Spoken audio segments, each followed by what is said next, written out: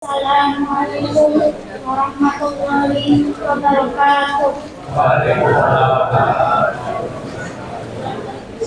Alhamdulillahirabbil alamin. Wassalatu wassalamu ala asyrofil anbiya'i wal mursalin wa ala alihi wa sahbihi ajma'in. Amma ba'du. Puji dan syukur senantiasa kita ucapkan kehadirat Allah Subhanahu wa taala. Berkat rahmat-Nya kita masih dapat beribadah di malam kedua Ramadan 1447 Hijriah. Salawat beriring salam semoga tetap kita curahkan kepada Nabi Muhammad SAW dengan melafazkan Allahumma sholli ala sayyidina Muhammad wa ala alihi wa sahbihi ajma'in.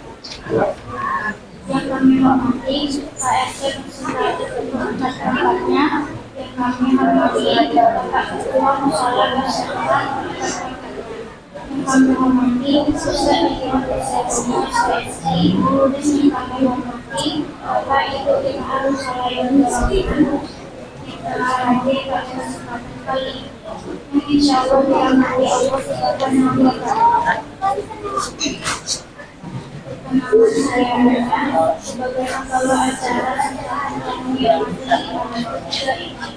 Walaupun Ustaz yang akan memberikan tausiah adalah Ustaz Ikhwan SPSI untuk tema hakikat puasa. Kepada Ustaz kami persilakan dengan segala hormat.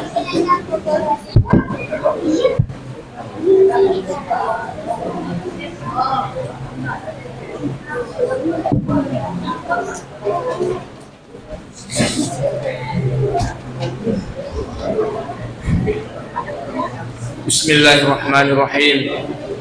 Assalamualaikum warahmatullahi wabarakatuh.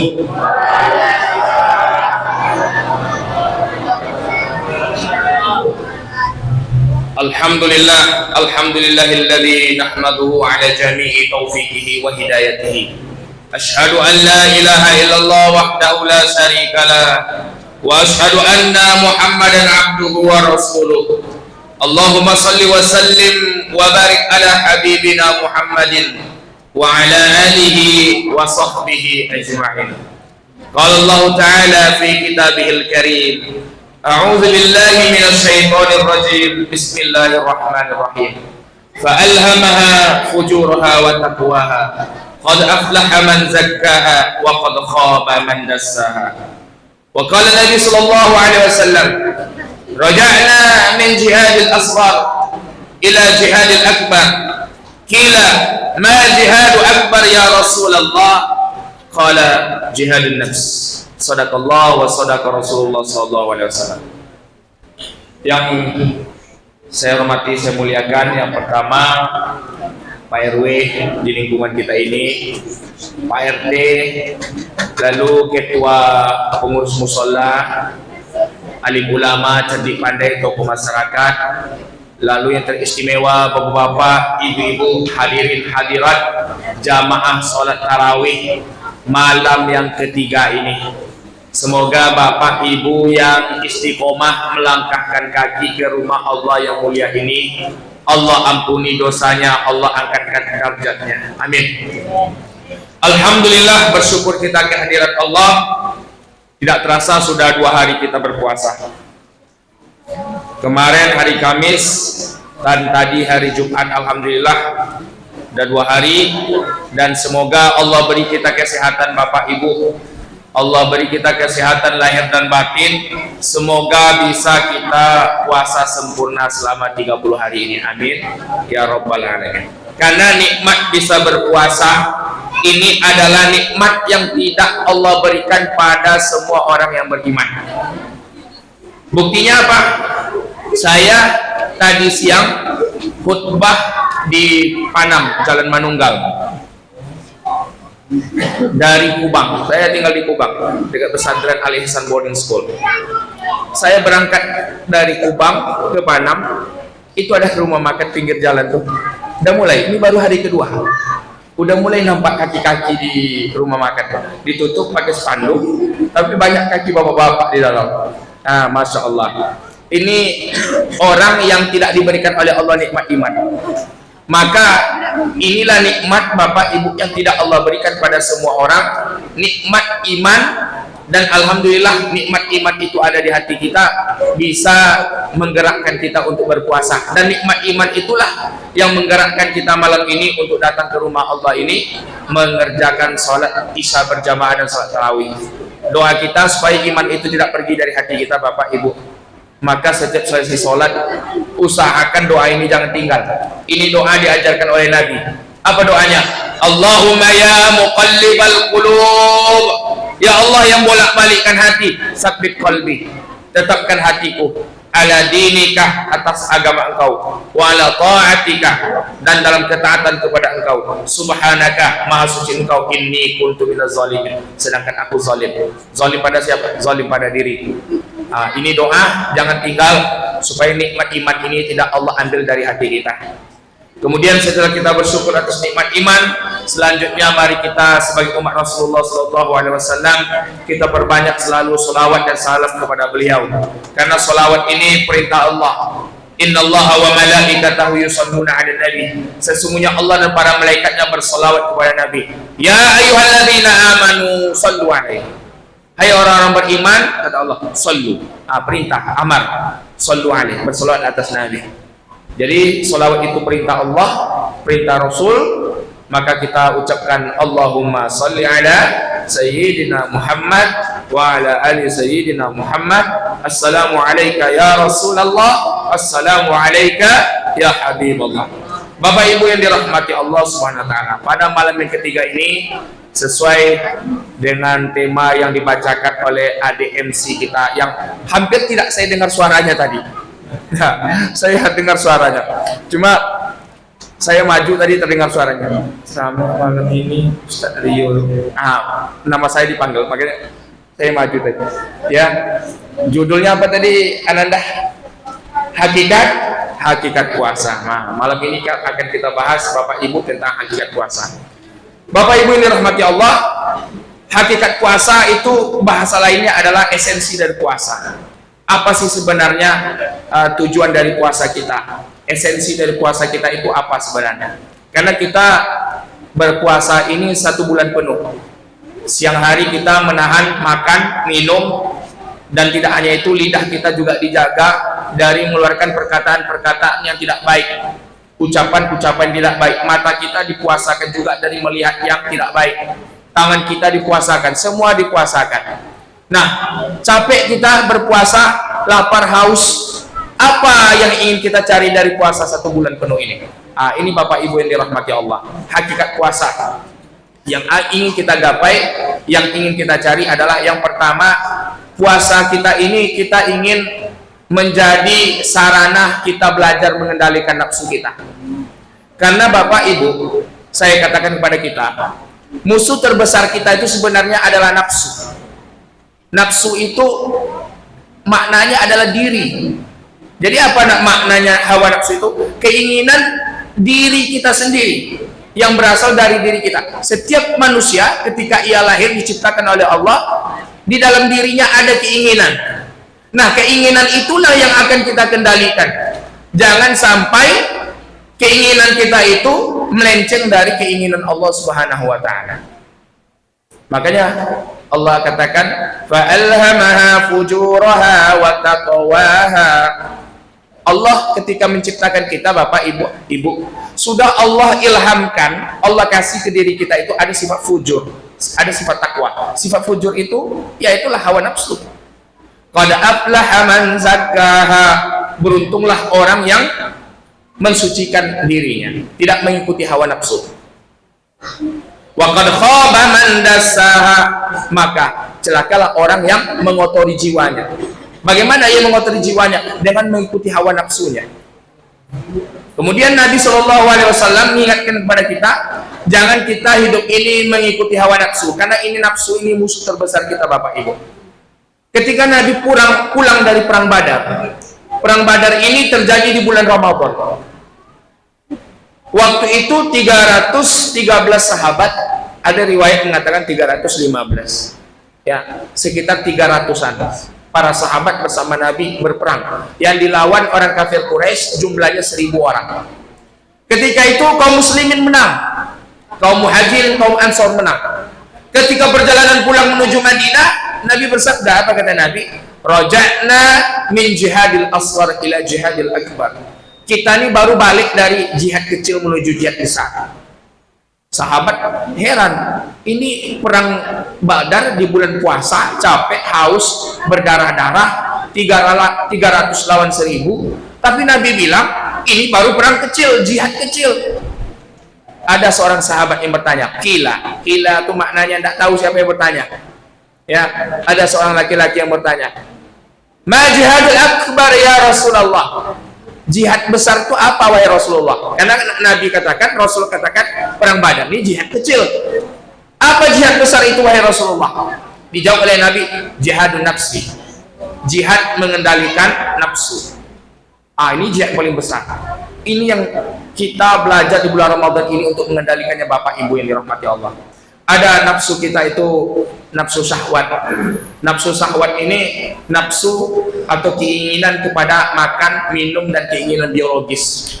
Ini nafsu syahwat. Ini kita kendalikan di bulan Ramadan. Keinginan makan, keinginan minum, ya dikendalikan di siang hari. Termasuk sebenarnya, ya waktu berbuka puasa sebenarnya kita sunnah Nabi mengajarkan pada kita jangan juga ikuti hawa nafsu. Ya. Jadi kalau ada orang yang, mohon maaf nih Bapak Ibu, ketika berbuka puasa semua dimakannya, berarti dia puasanya gagal. Kenapa? Karena hakikat puasa itu kan mengendalikan nafsu. Dia tidak bisa mengendalikan nafsu. Ada saudara-saudara kita, mudah-mudahan kita di sini tidak ada, ya. Di meja makannya ketika berbuka itu Bapak Ibu, apalagi kalau musim panas, ada cendol, ada martabak, ada kolak, ada ayam penyet, ada segala macam di depan tuh. Bunyi sirine, kemudian azan maghrib, Allahu Akbar, Allahu Akbar. Tidak ada baca bismillah, tidak ada baca doa Allahumma laka sumti, Allahumma laka sumtu, atau baca doa yang lain. Langsung dimakan, masuk semua ke mulutnya, semua minuman diminum. Ini orang yang puasanya ngikuti nafsu. Buktinya apa? Ketika berbuka semua dimakannya. Hingga, mohon maaf, ketika dia ruku, ketika sholat isya, sholat tarawih, dia rukuknya tidak lurus. Kenapa? Penuh perutnya. Nauzubillah min dzalik. Maka nafsu syahwat ini yang kita kendalikan Bapak Ibu. Makan, minum, keinginan biologis, ya. Makanya di bulan Ramadan itu makruh kata para ulama, ini tentang biologis, makruh hukumnya bagi seorang laki-laki muslim itu memandang istrinya berlama-lama. Ya, bahkan ini memandang istri di siang hari, Bapak Ibu, itu salah satu perbuatan yang merusak puasa. Kalau ada misal bapak-bapak kita jam 1 siang misal di rumah, nggak ke masjid, nggak tilawah ke masjid hari libur, asik aja di ruang tengah rumah nengok istrinya mondar-mandir, dipandang istrinya, ya, bahkan timbul keinginan di situ. Ini mohon maaf, puasanya rusak. Kenapa? Karena kita sudah mengikuti nafsu syahwat. Nih kita kendalikan di siang Ramadan. Lalu ada nafsu amarah. Nafsu amarah bisu. Apa nafsu amarah bisu itu? Dorongan untuk mengikuti emosi, marah, tersinggung. Ini nafsu amarah bisu. Ini juga kita kendalikan di bulan Ramadan Bapak Ibu. Ada orang yang puasanya bisa mengendalikan nafsu syahwat. Kalau makan minum nih, oke lah, dia ada biasa bisa tahan. Keinginan biologis bisa tahan.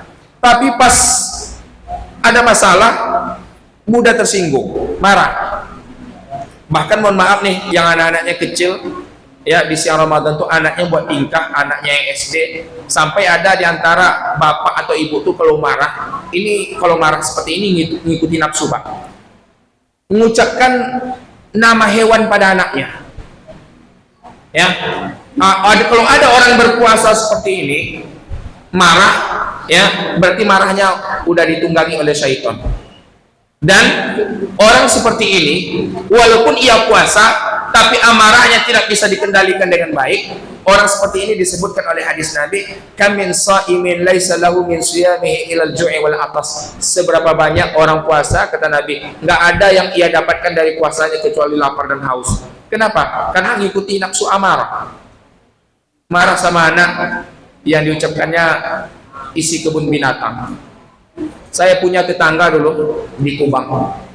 Kebetulan rumah kami memang tidak jauh dari kebun binatang Kubang. Memang tetangga kami ini ketika marah, ini pelajaran bagi kita sama anaknya, termasuk bulan puasa, sampai ke rumah kami. Itu isi kebun binatang tuh di datanya Pak, Bu, dibilangnya semua. Misalnya marah dia sama anak, dibilang, oh dasar anak mau, dibilang anaknya monyet, seperti itu. Kadang mohon maaf, dibilang anaknya dengan nama setan. Ah ini ya, kau nak bisa diajar anak setan. Ah, seperti itu. Kalau bulan puasa kita mengucapkan kata-kata seperti ini, tidak ada fungsi kita puasa.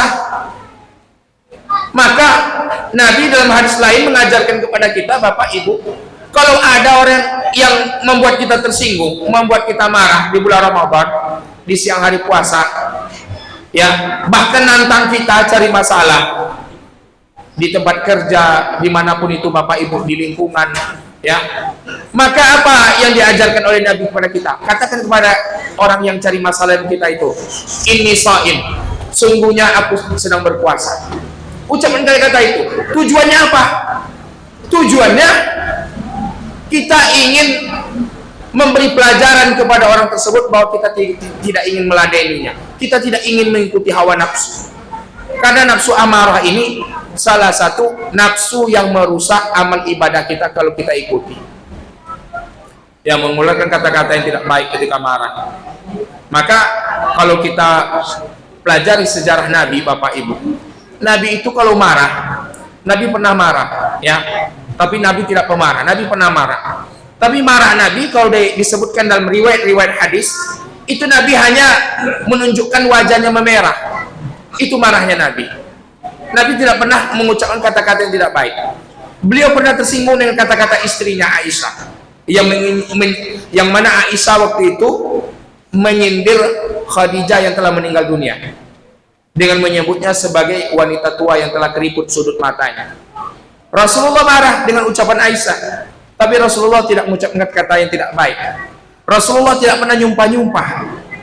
Maka kalau ada orang yang marah nyumpah-nyumpah, itu berarti dia tidak mengikuti Rasulullah SAW. Jadi Bapak Ibu yang berbahagia, ini yang harus kita kendalikan di bulan Ramadan ini, nafsu kita. Jangan sampai kita ikuti nafsu syahwat. Jangan sampai kita ikuti nafsu amarah kita. Bahkan kita juga jangan sampai mengikuti nafsu lawamah, yaitu nafsu yang mengajak kepada kerusakan. Insya Allah kalau kita mampu mengendalikan nafsu kita, tercapailah nanti tujuan puasa kita. Apa tujuan puasa kita Bapak Ibu? La'allakum tattaqun, menjadi hamba Allah yang bertakwa.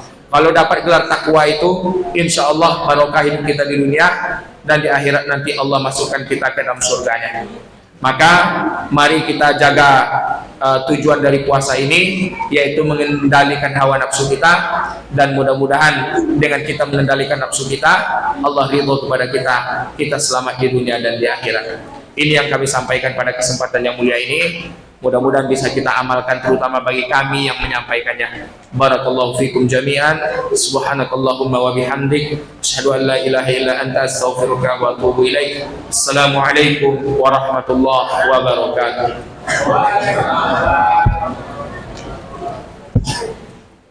Terima kasih kita ucapkan kepada Ustaz yang telah memberikan tausiah. Semoga apa yang disampaikan dapat kita terapkan dan amalkan dalam kehidupan kita sehari-hari. Amin amin ya rabbal alamin.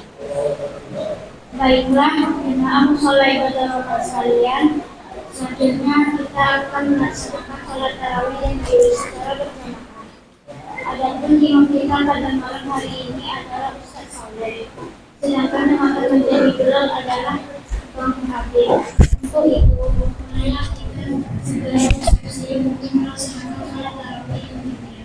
Semoga amal kita diterima oleh Allah Subhanahu wa Ta'ala. Amin amin ya rabbal alamin.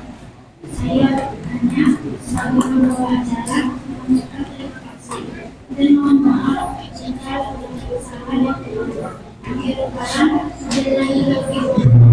Wassalamualaikum warahmatullahi wabarakatuh.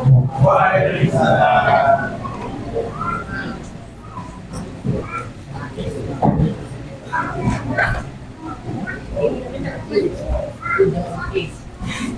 you.